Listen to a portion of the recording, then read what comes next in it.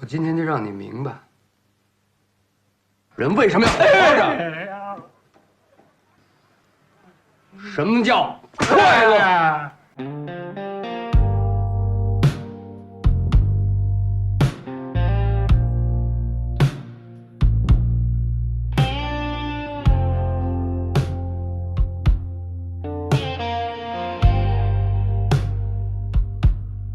贾宏声演过一部电影，演的是他自己，没有剧本，没有虚构，甚至连主角的名字都没改。导演张扬直接把摄影机怼到他脸上，逼着他把那段吸毒、摇滚、精神分裂的烂泥生活不留一丝隐瞒地扒给全世界看。有人说贾宏声演的不是电影，是他自己的墓志铭。这部电影对张扬来说不是创作，而是一次痛苦的治疗。张扬曾坦言，他耗去大半年时间采访、沟通，甚至把贾宏声的父母、妹妹和朋友全部拉进剧组，让他们在镜头前重新经历那段不堪回首的岁月。张扬说，我表达的是一种渗入我们这一代人血液里的东西。他想用电影帮贾宏声把内心的魔鬼外化，逼他直面那个被毒品吞噬的自己。不只看热闹，更要看门道。欢迎来到观影悟道。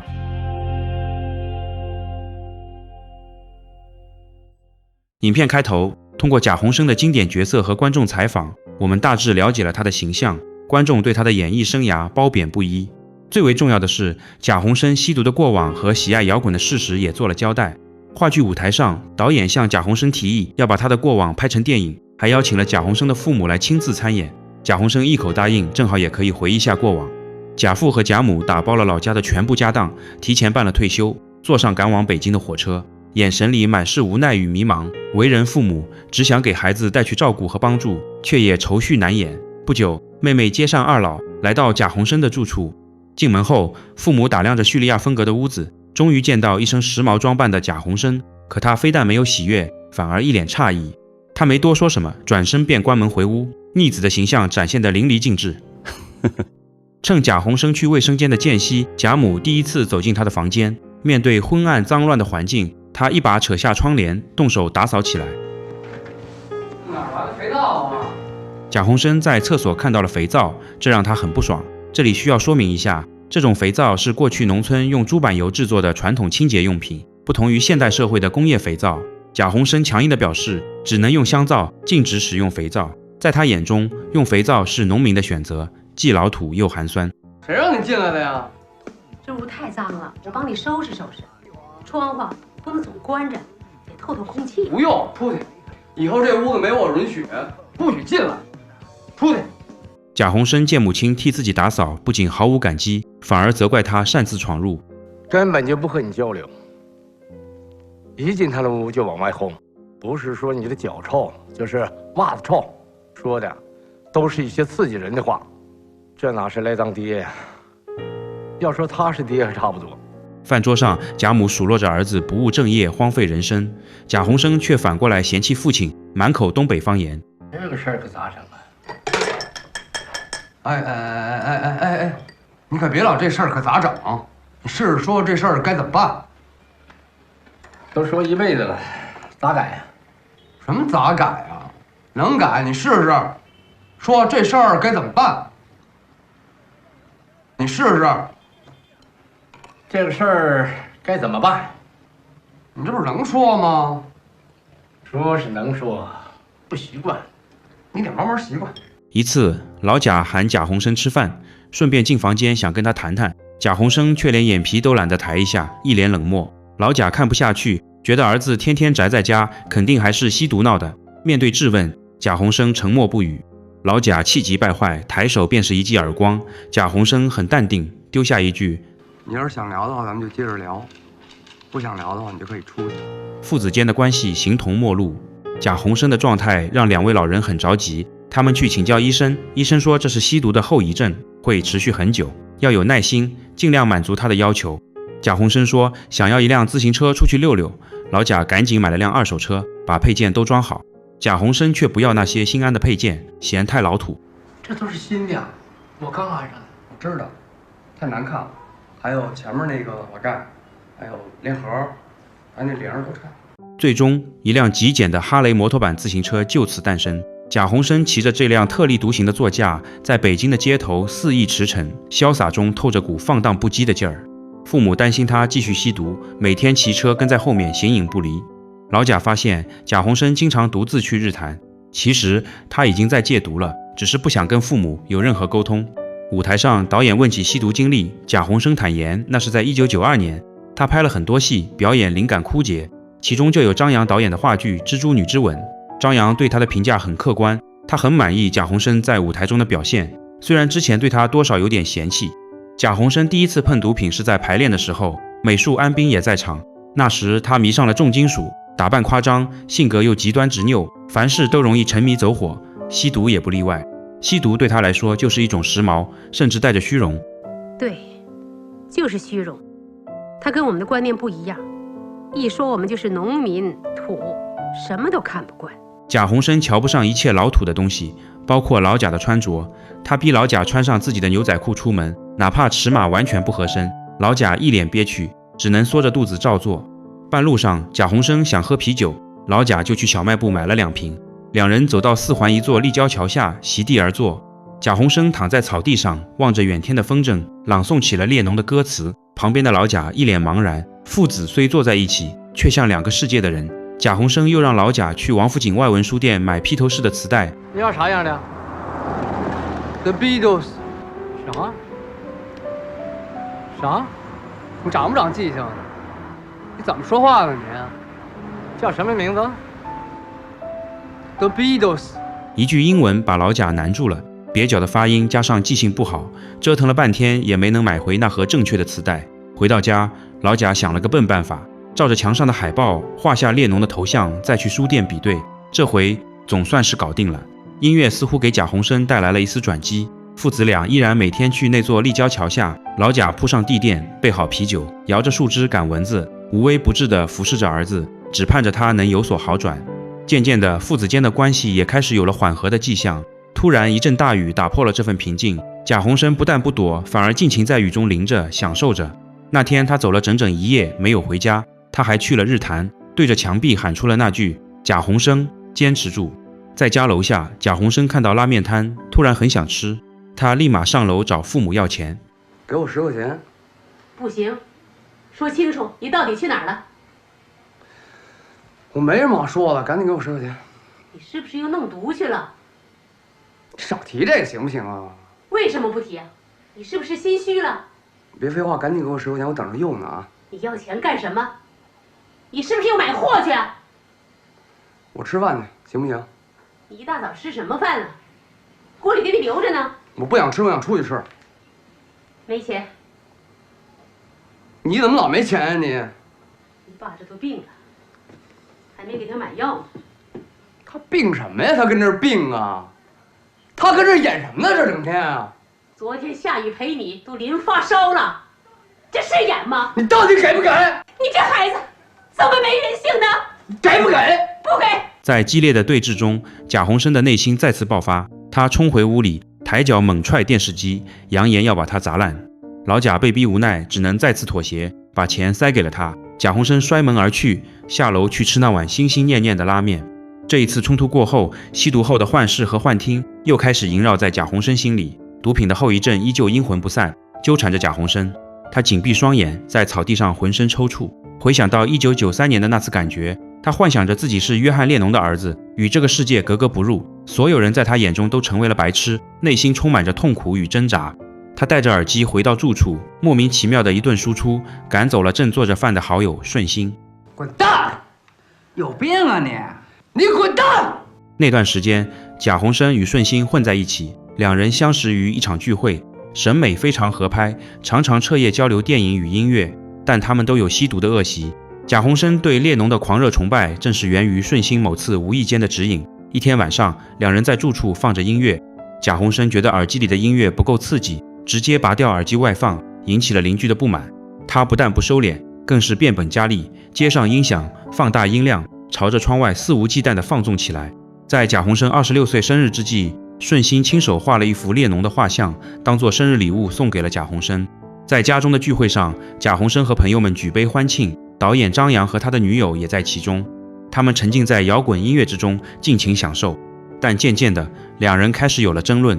新鲜期一过，分歧带来了隔阂，话越来越少，有时四目相对，一整天都不说一句话，友谊似乎走到了尽头。画面回到之前贾宏声赶走他们的那一刻，孤独和空虚吞噬着他，他不愿接触外界，整天宅在家里，远离拍戏和自己死磕。他搞不清自己到底在纠结什么，只有音乐陪着他。整整1年，他就反复听那盒披头士的磁带，显然他的心理出了问题。随后，在周末情人片场，贾宏声认识了乐队吉他手李杰，两人也是赌友。在李杰眼中，贾宏声是个极端的人，做事容易过火。那段时间是贾宏声吸毒最厉害的时候，他靠毒品寻找慰藉和演戏的灵感。他开始抵触演戏，觉得演什么角色都假。在家中回看自己的影视作品时，他踩碎录像带，踢坏电视，用头撞墙，渐渐有了暴力倾向。他觉得演戏太虚伪，就提议和李杰组乐队搞摇滚。他没日没夜地练吉他，但两人沟通困难，组乐队的事不了了之。李杰害怕这种环境，2周后还是离开了他，这成了压垮贾宏声的最后一根稻草。偏执和执念让他出现更严重的幻视幻听，不工作，没收入，冰箱空空如也，他只能偷邻居家的菜煮面吃，落魄到这种地步。好在妹妹及时送来了生活补给，才勉强维持住贾宏声的基本生计。妹妹忍不住偷偷捂嘴痛哭，她很无助，也知道自己无能为力。画面回到当下，晚餐时，贾母接到一个电话，对方邀请贾宏声参演电视剧，贾宏声依然抗拒演戏。喂，为什么找我呀？你们有什么权利找我呀？废话，那都是骗人的。你们能拍出什么好东西啊？这话刺激了正在喝酒的老贾，老贾摔了酒杯，质问贾宏声：我骗了谁了？骗你自己了。骗了我自己了。我他妈的好好的剧团领导不当，提前2年退休来伺候你，我骗了我自己。心里压抑已久的憋屈，这一刻全爆发了出来。一天，贾宏声戴着墨镜，打扮成列侬的样子，拿着列侬的画像问老贾：我们家到底是什么血统？他已经认定自己是列侬的儿子。什么血统？有没有欧洲血统？没有，我和你妈都是地道的东北人。又在阳台上问贾母有没有看见天边盘着一条龙。他叫你呢。谁叫我呀？龙，啥龙啊？你看你天边那片云彩没有？那是盘着的一条龙。晚上他在房间里暴躁的自言自语，还砸碎了玻璃，显然他的幻觉症状加重了。贾父贾母只好再去问医生，医生说这极有可能是长期吸毒引发的典型精神病症状，如果不及时干预，甚至会危及人身安全。随后贾母在贾宏声的鞋子里搜出了一小罐毒品，复吸的事实终于被确认。老贾在家中喝着闷酒，等着儿子回来问个究竟。当他拿出那罐毒品对峙时，贾宏声的怒火瞬间被点燃，父子间的冲突再次爆发。贾宏声指责老贾是个没资格管他的酒鬼，随即摔门而去。绝望的老贾动了放弃的念头，嚷着立马要回东北老家。贾母于心不忍，仍想挽救儿子，一气之下也摔门而出。这个家庭此刻已濒临崩溃的边缘。平复之后，老贾骑车在路边找到了哭泣的贾母，最终他们还是选择不放弃这个儿子。一天晚上，贾宏声在家独自喝啤酒，然后突然冲进父母房间，强硬地要求老贾陪他喝酒，理由是今天他过生日。在贾母的默许下，父子俩坐到餐桌前，开始疯狂拼酒，一瓶接一瓶的啤酒下肚。贾宏声没有丝毫停歇的意思，借着酒劲，他吐露了4年来的吸毒经历与内心想法。他甚至开始否认老贾这个父亲，坚信自己就是列侬的儿子。你知道我这4年我一直想什么呢吗？我一直在想，你为什么是我的父亲？你是我父亲吗？我是你父亲啊。你不是我父亲，我是列侬的儿子。那是你的幻想。没有什么幻想，因为你是个农民。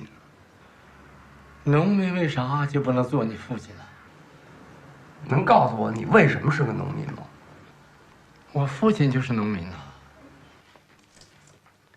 你看着我，你们这代人从来就没活明白过。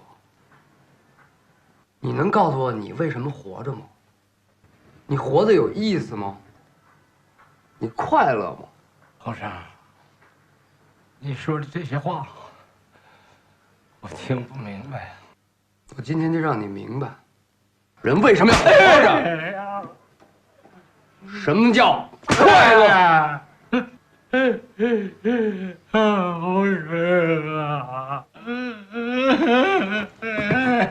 是我爸，我今天打了你了，我给你磕头。贾母和妹妹闻声赶来，家里瞬间乱成一锅粥。镜头缓缓拉远，揭示出这一切竟都发生在话剧舞台上。这种剧中剧的表现形式堪称经典。这次动手，在家人心中埋下了恐惧的种子。他们最终决定将贾鸿生送进精神病院治疗。晚上，贾父贾母报了警，警察从家中带走了贾鸿生。问你呢，叫什么名字？列奴，哪个列？列宁的列，哪个农？农民的农。你家住哪儿？伦敦。你家住伦敦？先把他带到病房去吧。进了病房，他第一次见到这些特殊的室友，怪异的举动和神情让他很诧异。这时他才意识到自己真的进了精神病院。晚上，他独自坐在病床上想了很久。早上和病友们一起吃早餐，他眼神里满是嫌弃。白天在院子里放风，一个影迷病友拿着纸笔让他签名，用一根烟作为交换，还给他唱了一首《小草》。贾鸿生看着他们，一脸蒙圈。不久，家人来医院探望，他们心里终究放不下他。多吃点苹果，去火。这是你爸给你炸的咸带鱼，不怕坏。等我们下星期来，再给你带。病房里，贾鸿生察觉四周病友的目光都聚焦在自己身上，这让他浑身不自在，索性躺下蒙头大睡。到了夜里，病友们熟练地瓜分了他那袋苹果。早上醒来，贾鸿生发现苹果只剩下了一个。他看向周围，病友们像换了个人似的，眼神学会了躲闪，各自装作若无其事。他随即拉开抽屉，拿出那盒带鱼，一口气吃了个精光。在随后的探视中，他向父母坦言，这根本不是人待的地方。当护士送来药片，他一把打飞，破口大骂。这些举动换来的是被强行捆绑在病床上。全身难受的他向病友讨来一根烟。平静下来后，想到自己可能要在这儿住一辈子，他叫来护士，服了软。舞台上，贾鸿生深夜起床，仰望天空，朗诵起一段独白，依旧沉溺在自己的世界里无法自拔。专家会诊时，他回答了一系列问题，通过了评审，但他依然坚持自己确实看见过天上那条龙。医生告知贾父贾母，贾鸿生的精神问题不算太严重，但为保险起见，建议多住一段时间，以便彻底恢复，顺便强制戒毒。一次放风时，贾鸿生遇到了顺心，顺心也在后院戒毒，两人隔着铁网闲聊。顺心告诉他，自己的女友因为吸食毒品过量跳楼死了。终于，贾鸿生出院回到了家，家里已重新装修，焕然一新。他原本昏暗的房间照进了久违的阳光，厨房里依旧放着肥皂。这次他没有发怒，平静地接受了。我这就拿走。不是，你搁着没事，我就是问问。他再次骑上那辆特立独行的自行车，穿梭在北京的街头。父母依旧不放心地默默跟随，但这次贾鸿生没有胡来。他来到日坛，绕着围墙缓缓走着，意识到自己已经30岁了，这似乎也预示着一个新的开始。在4环的马路上，他独自骑行，张开双臂，抬头仰望天空。家里贾父贾母看不见他的身影，心里还是放不下。老两口突然想起今天是他的30岁生日。这时，贾鸿生从菜场买回面条和肉馅，一家人坐在一起吃了饭。回到自己房间，他自觉地把药片吃了，又从纸箱里翻出披头士的磁带。他把磁带塞进录音机，却传出了婴儿的啼哭。贾母听见了，走进房间，两人相视一笑，那哭声像是预示着贾鸿生人生的一个新开始。风波过后，这一家恢复了往日的平静。镜头拉开，影片结束。昨天这部电影表面上看是一个关于戒毒的故事，但在更深的层面，它是一场更为残酷的弑神仪式。导演张扬用近乎残忍的真实撕开了那个时代理想主义溃败的伤口。贾鸿生曾试图把自己活成一条龙，用毒品和摇滚乐构建一座凌驾于众生之上的精神乌托邦，而他的父母用最笨拙、最世俗的亲情，一点点磨掉了他的逆鳞。电影最令人心痛之处在于结尾并未给出一个真正欢快的结局，这种看似向好的治愈更像是一种献祭。贾鸿生的回归是以牺牲那个才华横溢、桀骜不驯的自我为代价的。他回归了正常的生活秩序，但那个属于他的昨天，那个充满激情、痛苦与幻想的青春已经彻底死去了。因此 UP 认为，昨天不仅是贾宏声个人的墓志铭，更是属于那一代人的精神遗书。他向我们诉说，在现实的真实社会中，成长的本质或许就是接受平庸，就是与那个曾经以为无所不能的自己进行一场痛苦而又漫长的告别。贾宏声在电影中多次认为，我是龙，不是凡人，这是他精神世界的核心。他鄙视世俗，认为自己凌驾于众生之上。这种极端的自负其实源于极度的自卑和对现实的恐惧。他试图用毒品和摇滚乐构建一个虚幻的神性世界，来逃避作为人的责任与平庸。然而，张扬导演通过父母的介入，完成了一场弑神的仪式。父亲穿上紧身牛仔裤的滑稽背影，小心翼翼递过来的啤酒，这些充满了烟火气的细节，像钝刀子割肉一样，一点点磨掉了贾宏声身上的龙鳞。人的成熟并不是超凡脱俗，而是有勇气承认自己只是个普通人，接受父母的平凡，接受生活的琐碎，接受自己的无能为力，可能才是最大的英雄主义。在传统的叙事中，父母的爱往往是温暖的港湾，但在昨天里，父母的爱被描绘成一种入侵。他们搬进儿子的家，窥探儿子的隐私，甚至像侦探一样跟踪儿子。对于追求精神绝对自由的贾宏声来说，这种爱是沉重的枷锁，是庸俗的打扰。但张扬导演极其敏锐地捕捉到了中国式亲情的内核，笨拙而坚韧。父亲不懂列侬，但他愿意去买磁带；父亲不懂摇滚，但他愿意陪你坐在草坪上。这种爱是不对等的，甚至带着一种卑微的讨好。在这个讲究界限感的时代，我们往往嫌弃父母的越界。而昨天告诉我们，当你深陷泥潭时，那些看似庸俗甚至让你厌烦的羁绊，可能是拉住你的唯一绳索。爱不是理解，爱是即便不理解，我也会陪着你。贾宏声视约翰列侬为精神之父，这本身没有错，但他犯了一个致命的错误，他把艺术当成了生活的避难所，把毒品当成了通往无拘束的阶梯。他混淆了生活与艺术的边界，试图在现实中复刻摇滚乐的迷幻与反叛，结果却陷入了精神的虚无。偶像可以成为精神的坐标，但不能成为生活的替身。当我们把精神寄托完全外包给某个偶像、某种主义时，我们就已经放弃了自我。真正的信仰应该是在认清生活的真相后，依然热爱生活，而不是躲进虚幻的象牙塔里自欺欺人。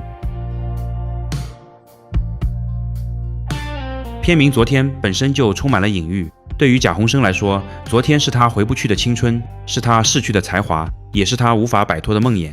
电影的最后，一家人看似恢复平常，但观众却依然能感受到那淡淡的哀伤。人永远无法两次踏进同一条河流。贾宏声试图通过毒品留住那个极致的昨天，结果却毁掉了明天。无论昨天多么辉煌或多么痛苦，他都已经死了。唯一的出路是带着伤痕，硬着头皮走进今天。虽然这很难，但这才是活着的唯一方式。昨天采用了本人出演的伪纪录片形式，模糊了真实与虚构的界限。电影的结局，贾宏声出院了，他变得温顺听话，眼神里的狂躁消失了。表面上看，这是一个大团圆的结局，其实结合贾宏声最终于2010年坠楼身亡的现实结局，我们再回看这部电影，会发现那个出院的贾宏声眼神里其实是一片死灰。那个才华横溢，虽然疯癫但充满生命力的艺术家死了，活下来的是一个被社会规训好的躯壳。我们所谓的正常，是否本身就是一种对个性的扼杀？导演用镜头提出了一个待解的疑问：为了融入这个平庸的世界，我们是否必须阉割掉自己身上那些带刺的部分？本期昨天解说完毕，欢迎点赞、评论、分享。你的一键订阅是我们剪片人最后一点理智的来源。我们下期再见。